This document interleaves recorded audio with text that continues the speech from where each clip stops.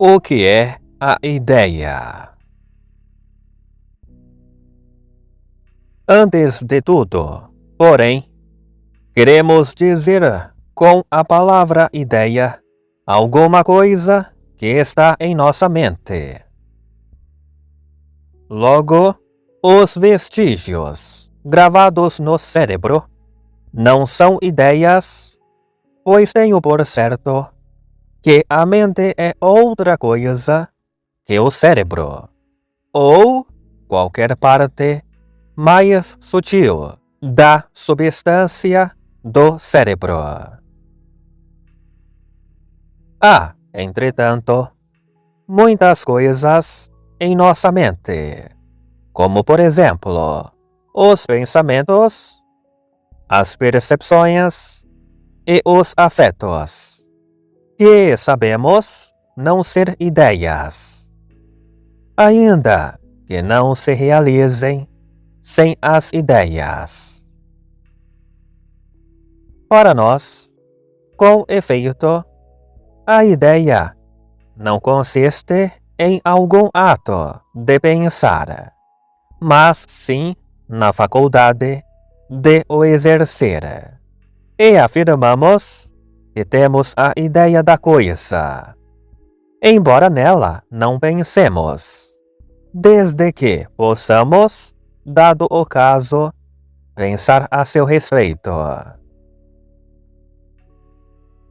Nisso, contudo, vai alguma dificuldade, pois possuímos o poder remoto de pensar sobre todas as coisas, mesmo aquelas de que talvez não tenhamos nenhuma ideia, porque somos dotados do poder de receber as ideias de tudo.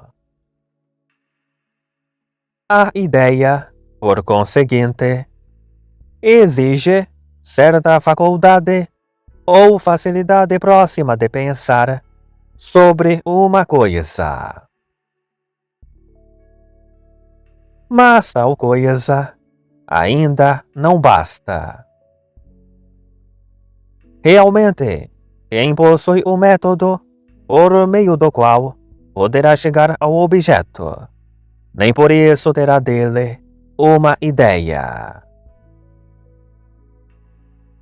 Se, digamos, eu enumerar as seções do cone em ordem, é certo que atingirei o conhecimento das hipérboles opostas, conquanto não tenha ainda a ideia delas.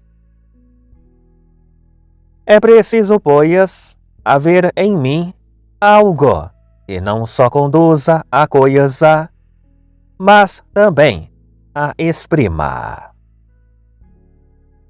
Dizemos que exprime uma coisa aquilo em que existem os modos correspondentes aos modos da coisa a ser expressa. Essas expressões, porém, são diversas. Assim, por exemplo, o módulo da máquina exprime a própria máquina. O desenho figurado de algo num plano exprime o sólido. A oração exprime os pensamentos e as verdades. Os caracteres exprimem os números. A equação algébrica exprime o círculo ou outra figura. O que há de comum nessas expressões é que, pela simples contemplação dos modos daquilo que exprime, podemos chegar ao conhecimento das propriedades correspondentes da coisa a ser expressa, donde se conclui não ser necessário que aquilo que exprime seja semelhante à coisa expressa, conquanto que se conserve alguma analogia dos modos. Verifica-se também que algumas expressões têm fundamento na natureza, ao passo que outras, ao menos parcialmente, são arbitrárias, como é o caso das expressões que se fazem pelas palavras orais ou pelos símbolos escritos.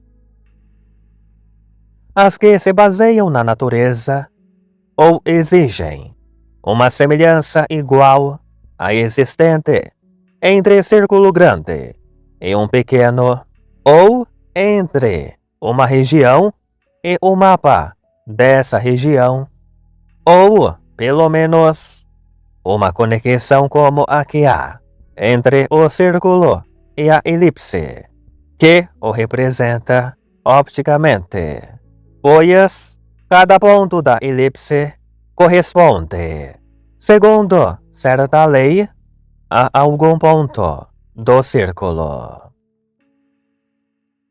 Junte-se até que, em tal caso, o círculo é mal representado por outra figura mais parecida.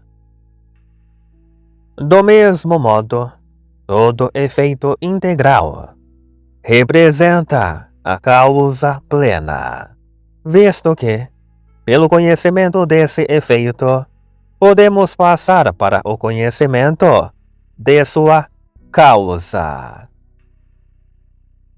É assim que as ações de uma pessoa representam seu espírito, e que o próprio mundo, de certa maneira, representa Deus.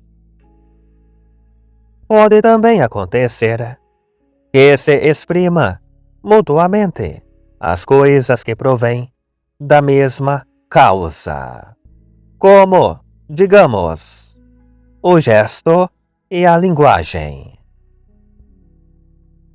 Dessa forma, alguns surdos entendem os que falam, não pelo som, mas pelo movimento da boca.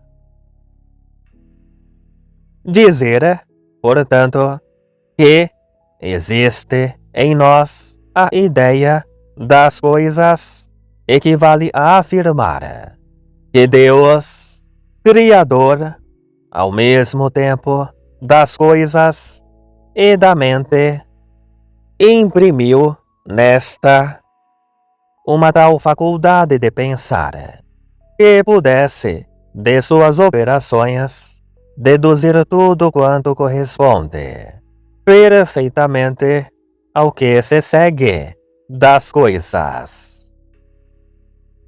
Assim é que, embora a ideia do círculo não se assemelhe ao círculo, dela se podem inferir verdades que, sem dúvida, a experiência confirmará no círculo verdadeiro.